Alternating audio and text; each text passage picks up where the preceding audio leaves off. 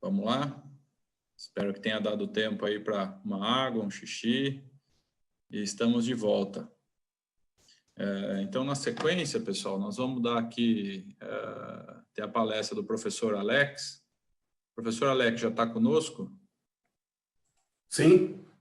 Ô, Alex, tudo bem? Quer ligar sua câmera aí para o pessoal já ir acostumando já com o visual? Tudo bem, meu amigo? Como é que tá? Como é que você tá? Tá tudo bem, graças a Deus, tudo tranquilo. Tudo bem por aqui também. Muito obrigado, viu, Alex, por estar conosco aí. Obrigado pelo teu tempo, viu? No sabadão. Imagina, Fábio, eu que agradeço o convite. Então, tá bom. Para nós é uma honra. Então, Alex, vou fazer uma pequena apresentação aqui sobre você e depois peço que você complemente, caso a gente tenha perdido algo, tá? O professor Alex, ele é professor de Finanças e Empreendedorismo na Exalc, ok? Possui mais de 15 anos de experiência acadêmica e de consultoria em avaliação de ciência, tecnologia, inovação e valuation de empresas e projetos, atendendo organizações nacionais e internacionais. Antes de iniciar sua carreira acadêmica, trabalhou como economista sênior da Shell no Brasil, nos Estados Unidos e na Holanda, como analista de projetos sênior na Independent Project Analysis, Brasil e Estados Unidos, e como consultor sênior na Innova Technology Transfer and Valorization, na Itália e na França. Publicou um livro, vários capítulos de livros, relatórios de pesquisa, de consultoria e diversos artigos científicos em revistas internacionais na área de empreendedorismo, finanças e política de ciência e tecnologia. E é mentor pro bono de startups operando no ecossistema industrial da região de Piracicaba. Suas principais áreas de interesse são estratégias de financiamento de pequenas e médias empresas, agtechs, blockchain, criptomoedas, finanças para empreendedores e valuation. Professor Alex, mais uma vez obrigado, bom dia, a palavra é sua. Obrigado, professor Fábio. Mais uma vez eu quero reiterar aqui o meu agradecimento pelo convite, parabenizar vocês todos por essa iniciativa. São várias iniciativas que estão em curso aqui em toda a região, né? Desde Campinas, São Carlos, Sorocaba e Piracicaba. E Piracicaba é uma cidade bem peculiar, né? E eu fiquei impressionado quando eu vim para cá, eu sou do Rio de Janeiro, e ver essa pujança, né? Como um polo universitário, um polo gerador de conhecimento. Você tem 3 universidades públicas numa cidade pequena, fora 2 universidades privadas importantes, né? As 3 universidades públicas são, obviamente, a Exalc, a FATEC, o Instituto Federal de Ciência e Tecnologia. As privadas são... eu esqueci da quarta, né? Que é a de odontologia da Unicamp, que também desenvolve tecnologias, né? Tem uma atuação marcada em empreendedorismo voltada para a sua área, obviamente, né? A própria Unimep, a Escola de Engenharia de Piracicaba, tem um polo de atração de profissionais qualificados muito grande, né? E potencial enorme no agro e em todas as outras tecnologias que suportam o agro direta e indiretamente.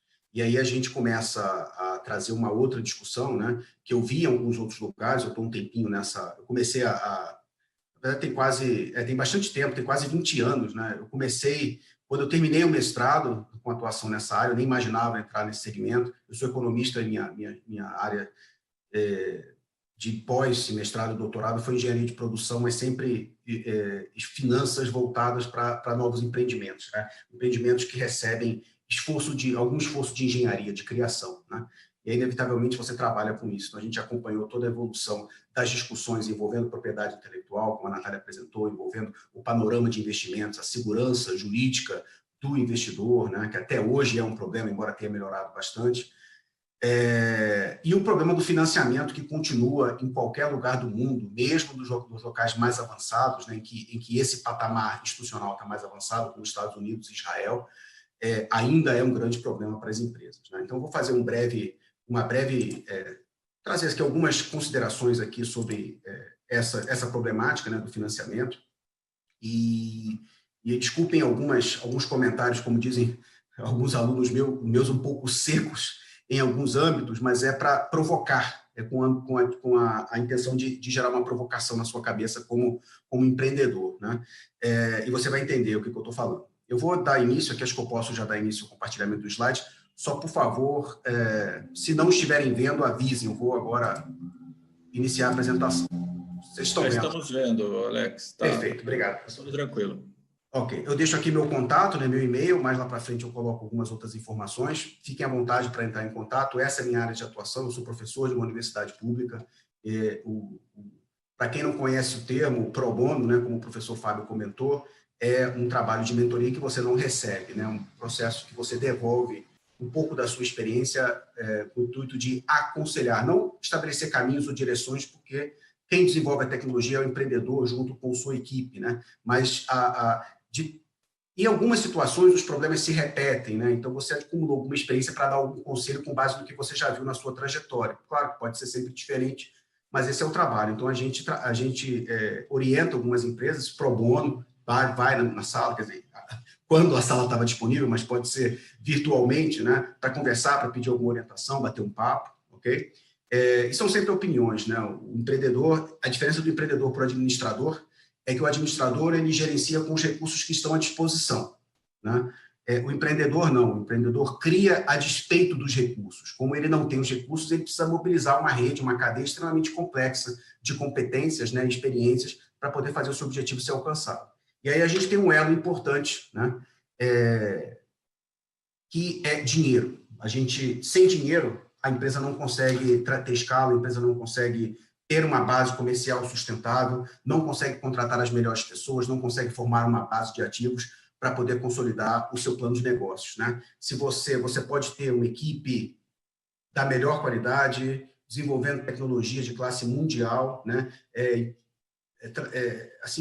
Nos limites do que a ciência tem com o conhecimento disponível, mas se você não tiver quem faça as contas com grana, a sua empresa não vai para frente. Você consegue essas etapas aqui num laboratório público ou privado com toda a infraestrutura, com todos os recursos disponíveis, mas se você quer ir adiante explorando comercialmente a sua tecnologia, você precisa de alguém que faça as contas para você, as contas do dinheiro, né? E um outro comentário importante, né?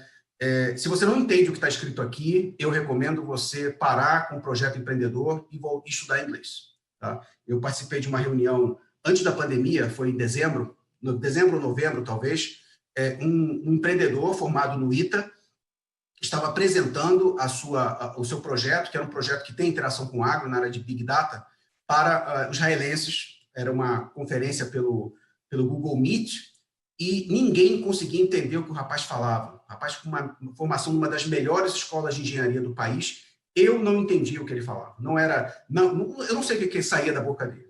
E aí o negócio não foi para frente, os israelenses ficaram um olhando para a cara do outro, o sotaque israelense já é difícil de entender, mas eles falam bem inglês, né? Nós falamos, muitos da nossa classe média para cima fala bem inglês, mas esse jovem, para nossa surpresa, não falava. E ele até hoje não conseguiu investimento, porque o projeto demanda uma escala tão grande que são alguns bilhões de reais de investimento. Então, é inevitável conversar com investidores estrangeiros ou representantes de fundos estrangeiros, que querem entender um pouco melhor do negócio, fazer perguntas, né, discutir, e o rapaz não dominava a língua. Né? Isso é um entrave, tá? As empresas de tecnologia, elas têm um componente que demanda internacionalização para você ter escala, conseguir recursos, né? Numa fase futura, né? Ela demanda certo esforço de internacionalização. Então, é importante que, se você é empreendedor pobre, você precisa falar inglês. Se você é empreendedor rico, você pode usar o Shakespeare reencarnado para poder trabalhar com a divulgação, a interlocução com estrangeiros para você. Mas se você não tem recursos, você precisa, no mínimo, além de conhecer todos os aspectos pertinentes à sua tecnologia, você precisa dominar a língua estrangeira, essa língua estrangeira. Agora, a discussão de valor, né? Muita gente acredita que o valor de negócio é o número que você estabelece durante um exercício chamado de valuation, que é justamente o processo por meio do qual se estabelece o valor de alguma coisa, né? Tangível ou intangível, né? Na verdade, o valuation, né? O valor de um negócio, o valuation é só uma referência, é quase como uma tabela FIPE um pouco subjetiva, né?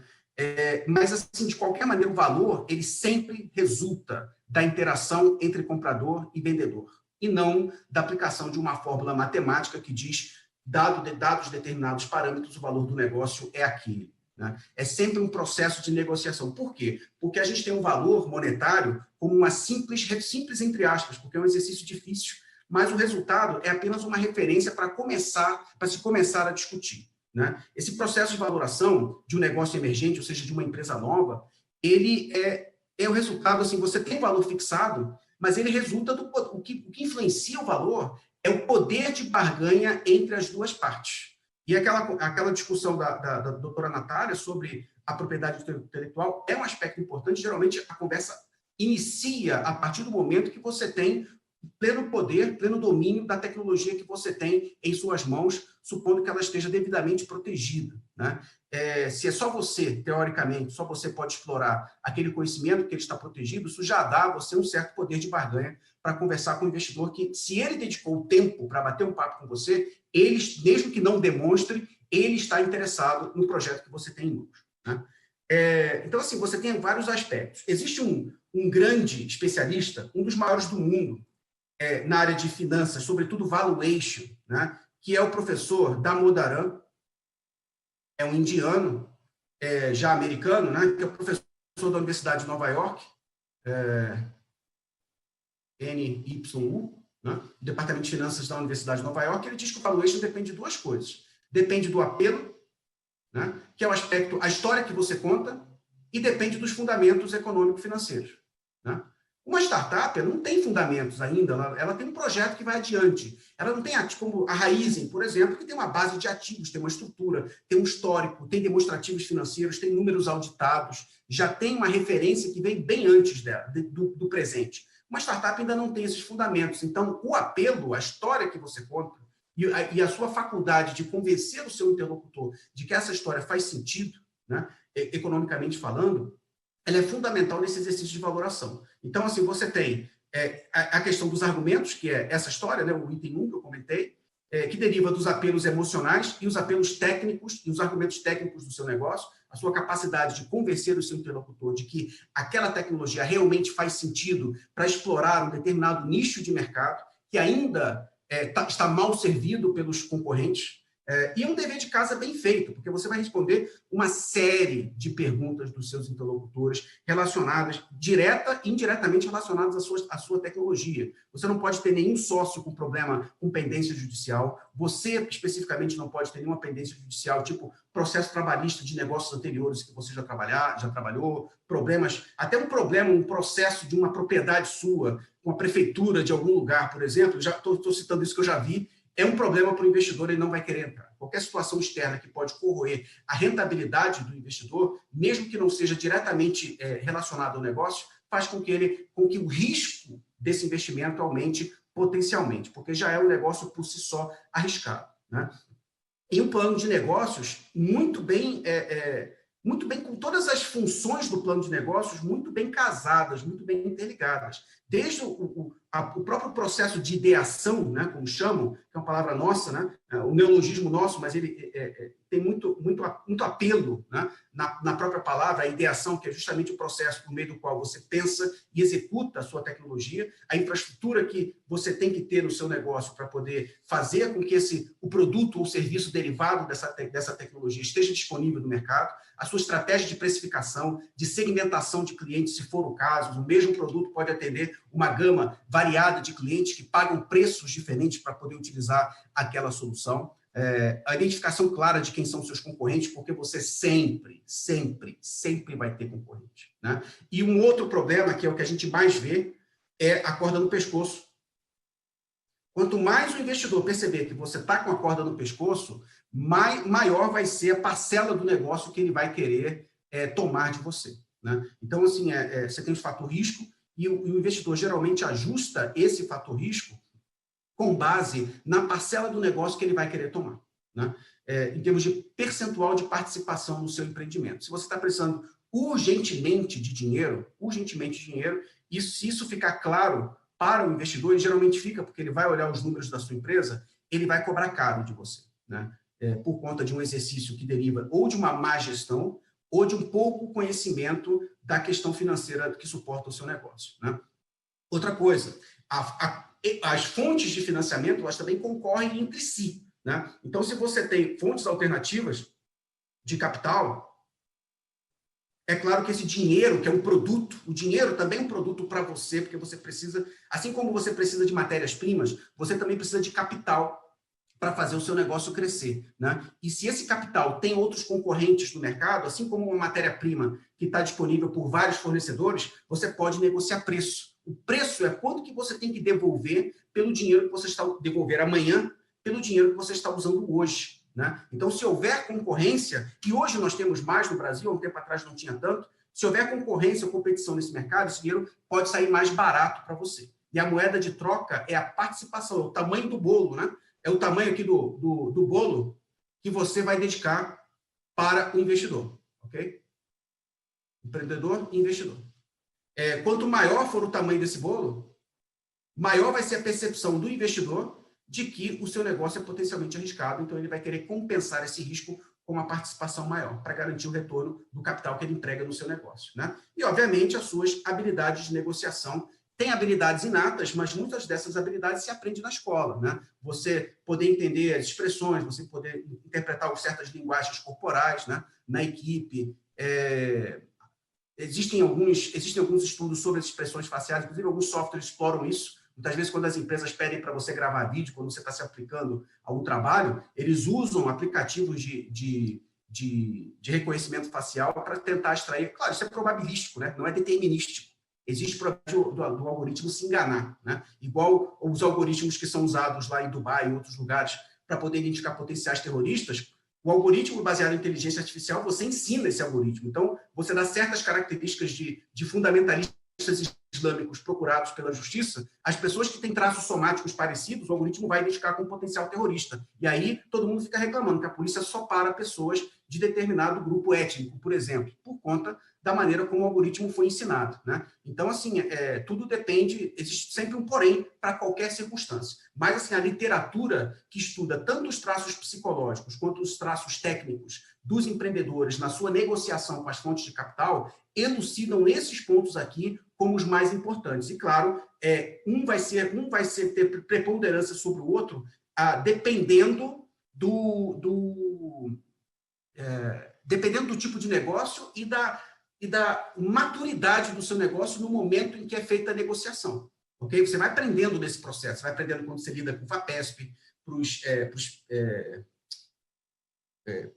PIPs da vida, quando você negocia com os seus colegas para determinar participação, né, a forma como eles vão participar no negócio, como eles vão ser remunerados. Você aprende nessas competições de plano de negócio, você aprende quando entra um primeiro sócio numa primeira rodada, né? Você aprende quando entra o primeiro investidor, e assim por diante. É sempre um pouco quando você começa a tentar negociar o seu produto com potenciais clientes, né? Você vê a realidade dura do mercado. Então, isso resulta de um processo de aprendizado, e muitos desses aspectos você não aprende na escola. Escola quer dizer a universidade, né? Agora, as técnicas quantitativas que determinam o valor, elas são acessórias, mas são importantes, né? E o objetivo delas é justamente ajudar você a fazer o dever de casa bem feito, né? Porque se você não tiver uma estrutura sólida do seu negócio, do seu processo de produção, porque o processo de produção resulta de ativos. Esses ativos vão custar um dinheiro, esses ativos vão demandar investimentos, esses ativos vão produzir. Quanto, como, que parcela de mercado você está pretendendo atingir com esse tipo de tecnologia. Se você quer 1% de um mercado de 1 bilhão, você vai ter ativos para explorar 1% de um mercado de 1 bilhão. Se você quer 5% de um mercado de 1 bilhão, você vai ter ativos que representam 5% que vão produzir o equivalente a você servir 5% de um mercado de 1 bilhão. Isso vai te custar muito mais. Ganhar mais, custa mais. Você vai precisar de mais capital. Para ganhar, não tem como ganhar sem gastar, né? Então, são questões que a análise quantitativa ajuda você a responder. Ela, como estou colocando aqui, ajuda você a aprofundar esse conhecimento sobre os aspectos econômicos e financeiros que derivam da oportunidade que você está querendo explorar. Ela explicita o modelo de geração de retorno, como que esse negócio produz resultado que vai deixar todo mundo feliz. Você, seus colaboradores, seus fornecedores, seus clientes e as suas fontes de capital, que são os seus investidores, né? E ajuda também a identificar o que a gente chama de congruências ou divergências entre as partes, né? Em relação àquilo, os pontos do seu negócio que são mais sensíveis de atenção e demandam cuidados por conta dos riscos relacionados à sua maturação, à sua realização no âmbito econômico-financeiro, né? Por exemplo, o volume de produção, a precificação, a introdução de eventuais, impacto da entrada de eventuais concorrentes nesse mercado, e assim por diante, né? E outra coisa importante, que você tem ali uma faixa, né? Você achou o valor, né? Esse valor médio, vamos supor, eu achei o valor de 20 milhões, né? E aí você pode também fazer até um exercício probabilístico, né? Com simulação de Monte Carlo, por exemplo, para você entender aqui a faixa. Esse aqui é o melhor cenário, esse daqui é o pior cenário. As caudas a gente ignora porque elas são muito longas, né? E são pouco prováveis. Aqui tem probabilidade, né?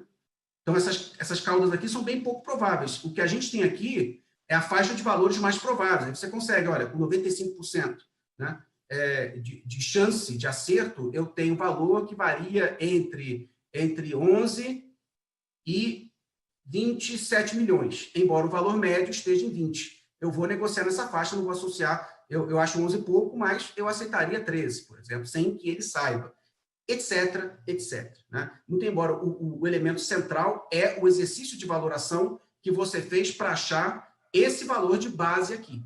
Claro que existem outros potenciais cenários que tornam a avaliação mais difícil, mas isso daqui é uma segunda fase da avaliação, se você tiver tempo e recursos para fazer. Né? Mas o mais importante é o valor base que você tem como referência para o seu negócio e entender quais são os aspectos que podem fazer com que esse valor aumente ou diminua, e isso está relacionado aos riscos, né? Riscos de mercado, risco gerencial, risco tecnológico, né? E o próprio risco financeiro. Muito bem. Professor Fábio, por gentileza, me informe, eu não estou com... o celular está aqui na minha mão, mas eu não sei exatamente quanto tempo. Nós temos 50 minutos, né? Quando estiver faltando, por favor, uns 10 minutos, me avise, por gentileza. Tá bom, Alex, está combinado. Beleza, obrigado. Bom, então o que determina o valor de um negócio? Além isso aqui é o número 2, tá? Que eu tinha colocado. Aqui, os fundamentos. Tá? Além de você contar uma história, que é a primeira parte, né, o apelo emocional do seu produto, o discurso, como o professor Damodaran chama, a narrativa, que caracteriza o seu negócio e a oportunidade que você tem nas suas mãos, você tem a segunda fase, essa daqui é a primeira, você tem a segunda fase, que é a construção dos fundamentos econômico-financeiros que sustentam o seu negócio. E o primeiro caso é isso daqui, ó, fluxo de caixa. Fluxo de caixa é todo o dinheiro que entra e sai do seu negócio.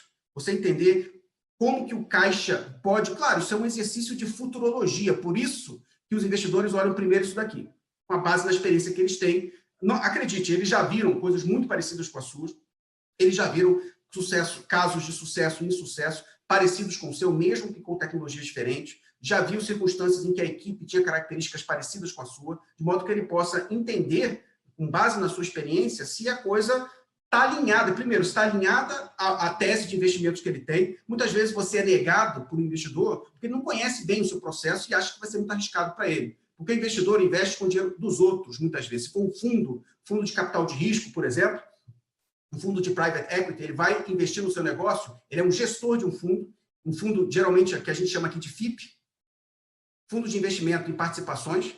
Ele é um gestor de um fundo que tem cotistas e ele precisa remunerar esses cotistas, né? Então, ele tem uma inteligência de mercado, um conhecimento que ajuda ele a investir em coisas que ele conhece para poder reduzir o risco. Então, os riscos associados a esse fluxo de caixa, o potencial desse fluxo de caixa se materializar em realidade de dinheiro, porque isso aqui é um projeto, né? Isso é um projeto. Então, os riscos associados à materialização desse fluxo de caixa são, sim, levados em consideração pelo investidor, né? E a função, isso que se chama smart money, esse dinheiro que vai abastecer essas empresas, né? Ele não vem só com dinheiro, ele vem com a faculdade, a capacidade do investidor de, com a sua experiência, com a sua expertise, com a sua capacidade de abrir portas, de reduzir os riscos, né? E aí, como é que ele reduz o risco para ele? Ele investe em empresas de segmentos diferentes e tenta até, de uma certa maneira, mas não de todo, ele tenta explorar sinergias entre essas empresas. E ele sabe que tem um risco de explorar sinergia, porque se uma vai mal, as outras também podem ir. Mas ele tenta desenvolver um portfólio de empresas em que ele consiga explorar certas sinergias, mas também que ele consiga compensar perdas de um grupo de empresas com ganhos em outras, né? Mas isso é parte isso ele também leva em consideração, não é só o seu negócio, mas a interação que o seu negócio vai ter, possivelmente, com outras empresas que estão no seu portfólio, né? E ele faz isso por meio o deal structure, que é a estrutura da negociação do negócio, que é um documento que define todos os critérios pertinentes ao investimento em si, e o due diligence, em que ele vai visitar a empresa, visitar os empreendedores, conversar com todos eles, pedir referências, e, eventualmente, até pedir declarações de que você não tem nenhuma pendência legal, jurídica, e entender se, de fato, os empreendedores, né, e a sua equipe têm condições de levar adiante esse negócio. Às vezes, ele gosta tanto do negócio, ele gosta tanto do cavalo, que ele pensa assim, olha, se esse jockey não for bom, eu até consigo substituir ele. porque ele achou o cavalo bem interessante. O cavalo é tecnologia, né? Os jockeys é o empreendedor e a sua equipe. Ele olha, esse jockey não está ainda muito bem preparado para subir, para montar esse cavalo, mas eu posso preparar ele. Com minha expertise, eu posso fazer esse empreendedor e ajudar ele a encontrar a melhor equipe, né? Esse é um dos papéis do investidor por meio desse esforço, né? De fazer o negócio crescer para todo mundo ganhar, né? E outra coisa, né? O mercado, ele é o último ponto ali, ele pede uma recompensa, né? Para suportar o risco que esse negócio tem. Vale a pena correr esses riscos? O mercado vai ter uma recompensa que é um produto de boa qualidade, um produto que vai atender suas necessidades, um produto que os seus clientes estão dispostos a pagar o preço que você determinou para ele, de modo que todo mundo fique feliz, né? Porque o que no final vai determinar o fluxo de caixa, apesar do fluxo de caixa depender de uma série de questões, o que determina aqui o fluxo de caixa é a grana que entra, né? É a grana que entra. Bom, e o que é o fluxo de caixa, né? A natureza desse caixa na empresa? O fluxo de caixa depende de 3 coisas. O primeiro passo é lucro. Ok? O primeiro passo é lucro. A empresa tem que dar lucro. Ah, professor, mas a startup não dá lucro. Muitas dessas empresas aí, como a Tesla, vamos usar exemplo nacional. Não sei se vocês já ouviram falar, eu não sei se é com 2 L's, eu acho que é. Eu estou escrevendo errado, tá? Eu acho que os 2 L's são aqui. É o contrário de Xylella. Xylella é uma bactéria, né? E o sujeito, a equipe deles, conseguiu isolar no DNA dessa bactéria e desenvolver variedades de plantações de laranja que fossem resistentes a ela. E aí o projeto foi interessante, viram que tinha outras aplicações e criaram uma empresa, o nome foi bem criativo, né? O contrário do nome da bactéria, né? Justamente para dar ideia de disrupção, né? Virar as coisas de cabeça para baixo. E colocaram o nome de Alerix. E aí a Votorantim Novos Negócios comprou essa empresa. O fundador é um professor da Unicamp, não sei se continua sendo, né? E aí tinha uma outra empresa que é a Canavialis, que é a Alerix é uma empresa de engenharia genética. A Canavialis é uma empresa de biotecnologia. A Canavialis cruzava espécies, né? E a Alerix alterava a estrutura molecular, né, do DNA. E aí a Votorantim comprou as duas e juntou as duas empresas. Alguns anos depois, elas foram vendidas para Monsanto, que eu não sei o que fez com elas, né? E vendeu bem, tá? Vendeu bem em 2008, lá na época da crise. O Votorantim precisava de caixa por conta das circunstâncias, né? Teve que vender as duas. Mas essas empresas aqui demoraram muitos anos para dar lucro. Então, às vezes, quando o caixa não vem do lucro, essa que é a mensagem do fluxo de caixa, quando o caixa não vem do lucro, ele tem que vir de algum lugar. E aí ele vem de onde, né? O caixa vem do lucro, o caixa é alterado pelas atividades de investimento e o caixa também é alterado pelas atividades de financiamento. A questão aqui é se o caixa não vem da operação do negócio, né? Se o caixa não vem da operação do negócio, ele tem que vir de algum outro lugar. Geralmente, investimento consome caixa, porque você precisa comprar coisas e para comprar coisas você não vai usar o sorriso, o seu charme, você vai usar caixa, não é isso? Então, essas atividades geralmente consomem caixa. A terceira atividade de financiamento é de onde vem o dinheiro. E, geralmente, ele vem de 2 fontes, bancos e sócios, né? O banco, ele cobra juros. E, na maioria das vezes, ele exige um histórico, né? Porque ele é conservador. Ele ganha dinheiro com o dinheiro dos outros. Ele não quer pagar o dinheiro dos outros com o seu próprio dinheiro, senão ele perde, né? Então, ele exige garantias, que geralmente a startup não tem. Então, só sobra sócio. Se o sócio acredita nesse cavalo, ele vai colocar caixa enquanto a empresa não tem prejuízo, de modo que o saldo de fluxo de caixa fique positivo, porque não é que a empresa que não faz lucro não tem dinheiro. Tem, porque ele vem dos sócios. É comum, por exemplo, deixa eu apagar aqui esse quadro aqui, é comum, vamos supor aqui, hoje, 1 ano, 2 anos, 3 anos, 4 anos, 5 anos. Aqui eu tenho a operação, que é lucro, tá? As atividades operacionais, as atividades de investimento, que é para compor ativos, e as atividades de financiamento. Olha, eu espero que eu vou ficar esses hoje e mais 2 anos sem gerar lucro, investindo. Aí meu caixa já vai lá para baixo. Meu caixa vai lá para baixo, no começo, ó, meu caixa está aqui. Aqui é tempo e aqui é grana. Ok? O caixa está lá embaixo, porque eu não tenho lucro. Como é que eu garanto que eu saia dessa situação aqui? Eu acho que eu só vou dar lucro depois do segundo ano, tá?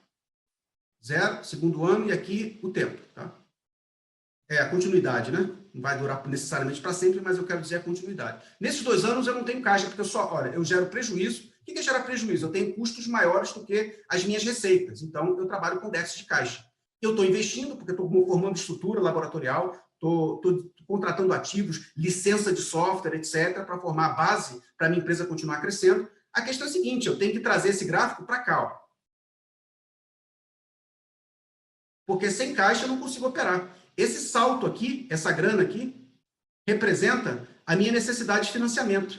E eu vou ter que compensar isso com o dinheiro do sócio. Com o tempo, a empresa vai fazendo caixa com a sua operação, em algum momento tem que fazer, porque esses caras querem dinheiro de volta. Ele continua investindo, mas menos, né? Menos do que antes. E aí essa conta aqui se reverte, porque agora eu pago de volta as minhas fontes de financiamento, de modo que o saldo continue positivo, senão a empresa não consegue rodar. Ah, professor, mas e se não tiver essa fonte aqui? Se a empresa não tem caixa da operação, precisa investir, não tem, precisa investir e não tem fonte de financiamento. Se você não tiver ativos para desinvestir e transformar esse caixa aqui de negativo para positivo, porque o dinheiro tem que vir de algum lugar. Se você não acha sócio, a operação é deficitária, tem prejuízo. Como é que eu vou arrumar dinheiro? Se você tiver ativos, você vai vender. Ah, professor, não tenho ativo, não tenho sócio, não tenho lucro. Sai do negócio. Okay? Se o dinheiro não vai acontecer uma mágica, a não ser que apareça um cliente lá dos Emirados Árabes Unidos, ou de um outro país, ou da China, ou de onde quer, de Israel, de onde quer que seja, que de uma hora para outra vem e compra o seu produto. Aí esse caixa aqui começa a ser positivo. No final, você precisa fechar a conta. Por que a Votorantim vendeu aquela empresa, aquelas 2 empresas? Porque com a queda abrupta no preço das commodities em 2008, o caixa começou a minguar, né? Os sócios não estavam tão interessados em aportar mais recursos, porque aportar recursos numa empresa como a Votorantim é coisa de bilhão para cima. Então, pensaram, deixa eu me virar aqui, eu vou começar a desinvestir, porque quando eu invisto, o caixa é negativo. Quando eu desinvisto, essa palavra nem sei se existe, mas o significado é claro, e ela existe em inglês, disinvest. Quando eu desinvisto, desculpe o neologismo, eu gero caixa, porque eu estou vendendo ativos da empresa. Foi o que a Votorantim fez, vendendo aquelas 2 startups lá para a Monsanto. Eu acho que foi 200 milhões de dólares, tá? Não se fala muito, mas as lendas urbanas dizem que, os propagadores, né, de lendas urbanas dizem que ficou na casa de 200 milhões. Então, deu um alívio de caixa para a empresa, porque o caixa tem que vir de algum lugar, né? Projetando esse fluxo de caixa, você tem um quadro parecido com esse que eu desenhei aqui, né? Você consegue entender quais são as necessidades de financiamento da empresa. Você vê que esse é o cenário um pouco mais provável e você vê que ele tem uma necessidade de financiamento, porque durante um tempo a empresa consome caixa. Tem um cenário mais pessimista, que é a possibilidade do mercado reagir mal ao meu negócio, aí você vê que o investimento é mais baixo. Por que é mais baixo? Porque você vai precisar de menos ativos. Agora eu tenho um cenário mais otimista, só que o cenário mais otimista leva mais tempo para a conta fechar. Aqui é quando começa a ficar positivo, né? O momento de turning point, ou como alguns chamam de break even, ou ponto de equilíbrio, né? E você vê que ele é maior do que os demais, né? Justamente porque se eu quero ganhar mais, eu tenho que investir mais. Então vai levar um pouco mais de tempo para poder recuperar tudo aquilo que eu investi. Né? Qual que é o seu cenário? Qual o cenário que você acha que, de fato, é o cenário desejado e possível de atingir?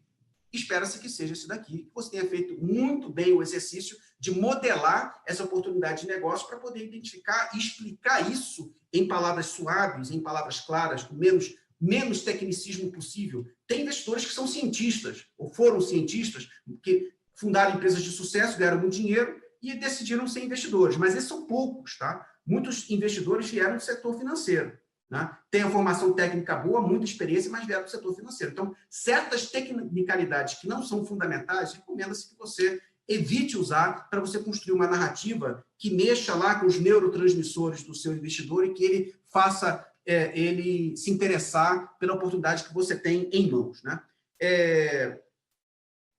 Eu tenho aqui algumas outras considerações. Por exemplo, isso aqui é de um exemplo real, né, de uma empresa que, nos 2 primeiros anos, teria operação deficitária, empresa de biotecnologia, só ia começar ela ia precisar de vários investimentos, esperava-se que ela só ia começar a dar dinheiro tipo um pouco mais de 1 ano e meio depois do seu lançamento, né? E aí o que ela precisa? Ela precisa dessa grana aqui, que é o ponto mínimo dessa curva de caixa. A curva aqui é o saldo de caixa da operação, que é lucro, do investimento, com IA+, mas tudo bem, investimento, e do financiamento. Ok? A operação ia ser deficitária, porque precisa de muito investimento. Investimento em maquinária, equipamento, estruturas de produção, e o dinheiro tinha que vir do financiamento. Essa que é a questão. Enquanto o dinheiro não vier do financiamento, isso aqui fica negativo. Após o momento, e quanto que é esse valor? Era 348 mil se a conta foi bem feita. Uma vez conseguindo esse dinheiro do investidor, 340 mil, essa curva começa a mudar de posição, né? Vem para cá. Ok? E aí ela tem caixa para segurar esse período inicial aqui, que é bastante crítico. E a partir desse momento aqui, olha, ela já começa a entrar caixa positivo por meio da operação, começa a vender.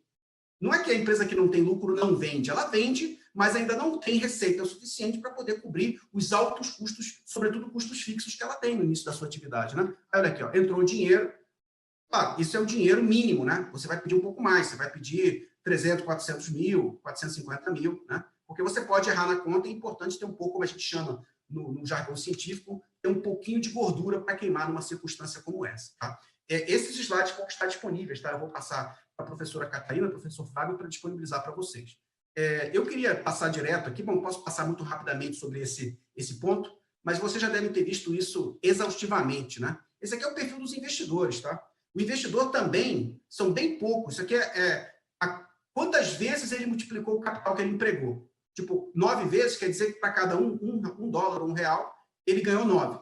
Se ele investiu 1 milhão, ele voltou 9 milhões para ele, assim por diante. Você vê que são bem poucos, né? A maioria dos investidores tem um investimento muito baixo, né? Medíocre. Tem um grupo que fecha o fundo porque não conseguiu realizar o retorno esperado, e outros têm um retorno bem baixo.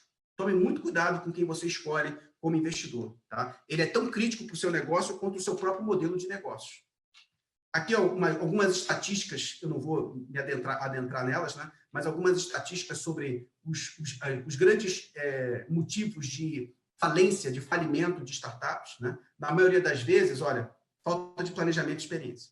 Tem uma boa ideia, tem um bom mercado para servir, mas faltou o expertise para fazer a coisa ir adiante. Porque você tem aqui, é um pouco assim, olha.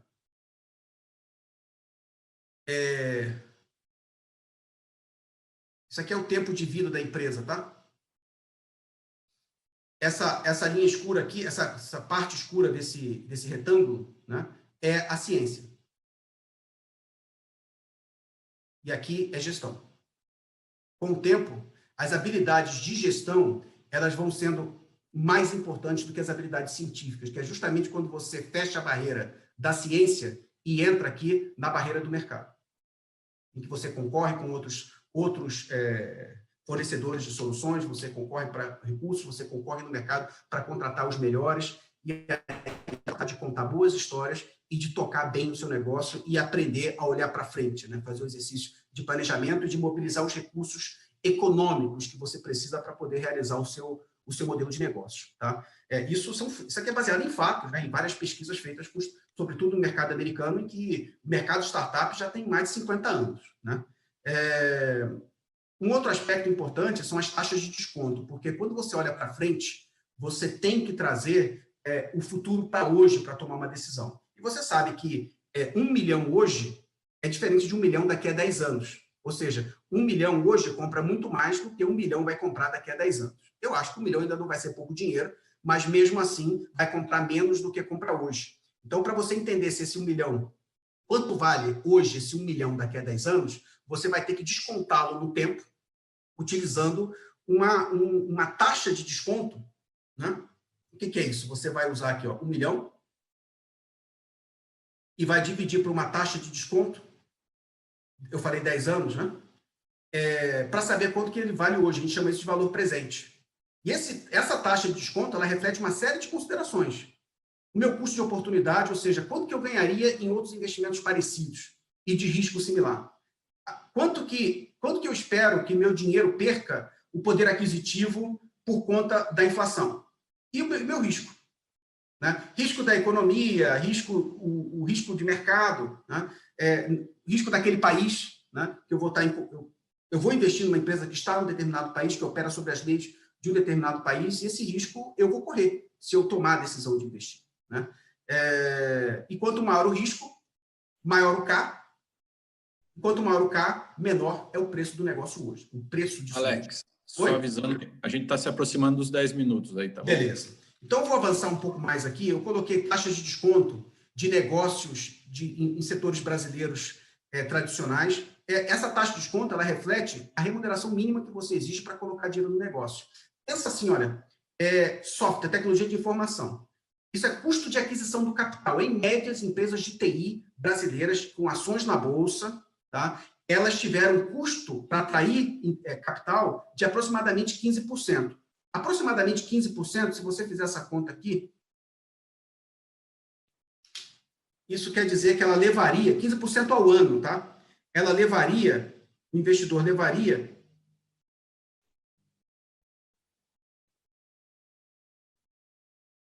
tudo que é útil no celular, a gente demora a achar, né? Eu quero achar minha calculadora. Achei. Então, aqui, 1 dividido por 0,15. Aproximadamente 6 anos e 6,67, né? Ou seja, ele levaria esse período de tempo aqui em anos para poder recuperar o investimento dele. Você observa que quanto menor essa taxa, bom, é fácil de fazer essa conta, né? Quanto maior o risco, menor é o valor do negócio hoje. O risco, ele está embutido nessa taxa de desconto. Você vê que segmentos como tecnologia de informação são bem mais arriscados do que equipamentos eletrônicos e computadores, né? Que é hardware, né? Tecnologia de informação é um negócio muito mais arriscado porque os fluxos de caixa são muito voláteis. Deixa eu aproveitar esses 10 minutos, eu só quero fazer aqui um pequeno case muito rápido, né? Para trazer um pouco a prática desse tipo de circunstância, tá? Eu tenho aqui uma startup, um exemplo de avaliação de startup usando múltiplos, que é comparando com outras empresas. E no apêndice, que você pode olhar depois, um exemplo de avaliação de fluxo de caixa de uma empresa de capital aberto na área de TI. Você tem aqui, olha, um novo negócio de tecnologia, cujo empreendedor demanda um investimento de 5 milhões. O investidor precisa de 5 milhões de reais. Ou seja, ele fez a avaliação aqui da evolução do seu fluxo de caixa no tempo, né? E para consolidar tempo e dinheiro, para consolidar aqui o seu plano de negócio, ele precisa de 5 milhões. Ok? O investidor acha que vai levar uns 8 anos até ele sair, porque o investidor ele investe com o objetivo de sair depois, e realizar o seu ganho, né? Então, ele vai colocar dinheiro hoje, acredita que em 8 anos ele consegue amadurecer esse negócio a tal ponto que ele consiga sair. Ok? Isso pode ser feito por uma abertura de capital, venda para um concorrente, dentre vários outros aspectos, né? A partir do estágio que ele investiu, chamado estágio seed, estágio semente. E, geralmente é no início da fase operacional da empresa, bem um pouquinho antes da fase operacional. O que se acredita nesse plano de negócios é que daqui a 8 anos ela vai faturar 200 milhões. Ok?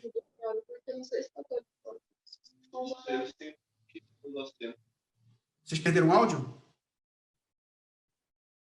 Pode seguir, professor. Ok. Vocês estão me ouvindo? Perfeito. Tá, foi aqui ou foi aí a perda de áudio? Aqui não perdeu nada, Alex. Para mim, aqui foi tudo tranquilo até agora. Beleza. Então, só uma breve recapitulação. A empresa quer 5 milhões do seu investidor. O investidor acredita que vai levar 8 anos para poder amadurecer esse investimento. Então, ele vai investir 5 milhões hoje em troca de um X no futuro, daqui a 8 anos. Ok? Bom, a empresa espera, no valuation que ela fez, ela acredita que ela vai ter 200 milhões, as vendas vão crescer, né? As vendas vão crescer, e acredita que no ano 8, ela vai vender 200 milhões. Com uma margem de lucro, que é LAIR, lucro antes do imposto de renda, de 15%. Né? Logo, 15% de 200 milhões é um lucro de 30 milhões. Né? 15% de 200 milhões. A empresa trabalha, geralmente, o investidor trabalha muito com múltiplos. E ele pode usar dentre vários múltiplos, pode ser receitas por patente, pode ser preço-lucro, pode ser valor dividido por lucro operacional. Tem vários tipos de múltiplos que são característicos de determinados setores, né? Um muito usado é esse daqui. A razão preço da ação, lucro por ação, né? De empresas do mesmo setor que ele acredita que estejam 15 vezes. Ou seja, o preço da ação de empresas parecidas está sendo negociado a 15 vezes o seu lucro por ação. Okay? Quanto maior esse indicador, mais precificada a ação está. Né? A ação da Magazine Luiza está mais de 40 vezes o lucro. Né? Isso também bom, não vou entrar nesse mérito. Mas o que ele está esperando é que as empresas concorrentes parecidas tenham um preço da ação 15 vezes superior ao lucro. Lucro é contábil. Preço da ação é avaliação de mercado. Né? Então, a empresa vai ter, nesse caso, daqui a 8 anos, se espera que ela tenha um valor de 400 milhões. O que quer dizer isso? É o múltiplo, 15 vezes o lucro, multiplicado pelo lucro que ela vai ter. Se ela vai ter um lucro de 30 milhões e se acredita que empresas parecidas tenham um valor da ação 15 vezes superior ao seu lucro, ela vai valer 15 vezes o lucro, ou seja, 450 milhões em 8 anos. Okay? Então, ele está investindo 5 milhões para uma empresa que espera ter um faturamento de 200 milhões, um lucro de 30 milhões em 8 anos e um valor de mercado 15 vezes maior esse lucro, que é 450 milhões. Ok. Logo, como é que a gente faz a conta? Ele exige uma taxa de desconto de 50% ao ano. Vocês viram que a taxa de desconto de empresa de TI, né, era mais alta que estava lá, estava em 15% ao ano, empresa tradicional. Para compensar o risco que ele tem investido em tecnologia, ele exige uma remuneração bem alta, de 50%. Isso quer dizer, faltou a linha aqui, tem uma linha, uma fração, isso quer dizer, se eu somo 1 mais 50% elevado a 8, dá um múltiplo de 25,6 vezes. Ou seja, ele espera, do prazo de 8 vezes, multiplicar por 26 vezes, quase 26 vezes, o capital que ele investiu para ser compensado pelo risco. Ok? Em 8 anos, ele espera que cada R$1 que ele investiu valha 25,6 vezes cada R$1 investido. Quanto menor for esse valor, menor vai ser o múltiplo utilizado para poder especificar o rendimento que ele espera ter. E agora, o que a gente tem? Se eu tenho um múltiplo de 25,6, eu quero multiplicar o 25,6 vezes o capital que eu investi, e a empresa vale isso em 8 anos. E a empresa, em 8 anos, vale 450 milhões, dividindo os 450 milhões pelo múltiplo, que é o fator de desconto, eu tenho um valor hoje de 17,56 milhões, hoje, no momento do investimento. Ou seja, se ela vai valer 25,6 vezes o valor atual, né? Ok? Hoje, ela vale 17,56 milhões, considerando o meu fator de desconto, que isso aqui é determinante, tá? Essa avaliação na perspectiva do investidor, ok? 17, você pode ter a sua, que é diferente deles. E aí se começa a negociação, porque a percepção de risco do investidor é diferente da sua percepção de risco. Já vou terminar. Com base nisso, se ele investiu 5 milhões numa empresa que vale hoje 17,56 milhões, isso quer dizer que ele está comprando 28,5% desse capital. Vamos lá, eu tenho aqui investidor, empreendedor. Você determinou lá no seu contrato social que você tinha 1 milhão de cotas, ok? Por exemplo. Essas 1 milhão, você tinha 1 milhão de cotas e você não quer ser diluído, porque quando ele entrar, você tem que tomar muito cuidado com isso. Você pode ser diluído da sua participação e você vai perder participação, mas você quer, no mínimo, manter a sua quantidade de cotas. Eu quero saber quantas cotas eu tenho que emitir para o investidor para continuar com o meu 1 milhão de cotas. Se eu sei que o investidor vai ter 28,5% do negócio, logo eu fico com a diferença, né?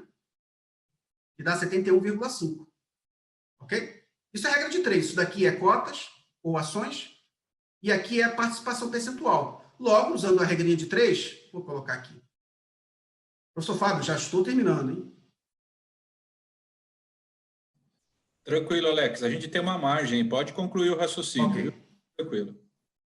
Então, olha, a fórmula que a gente vai usar vai ser o X, regra de 3, né? Direta. X igual a 1 milhão vezes 28,5% sobre 71,5%, que é essa diferença aqui.